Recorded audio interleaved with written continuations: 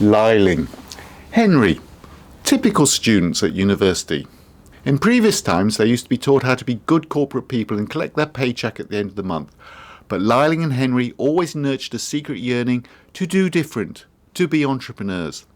Here's the thing.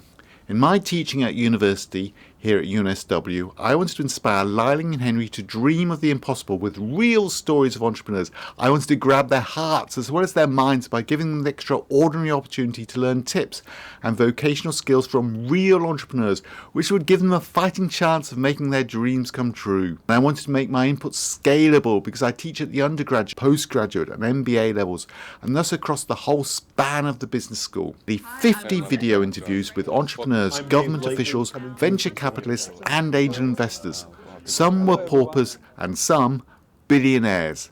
I made my own video studio in my office and I'm learning how to do video editing. I use these videos in two ways. First, in short segments as illustrative answers to the questions of Liling and Henry. Second, I put the videos in an interactive walking tours app on Liling and Henry's mobile phones so that they can physically or virtually travel as a group to geographical locations across Sydney. At each location, the students interact with the app to find out much more about what the expert does.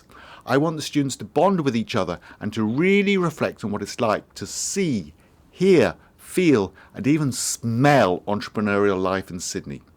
My work lights a fire in the belly of our students and provides them with the skills to make their dreams come true. Liling and Henry go on to join the Peter Farrell Cup, join the Michael Crouch Innovation Centre, and some have started their own businesses. My work has an impact on the economy of Australia, on the lives of our students, and highlights how we can and should make university central to learning in the 21st century.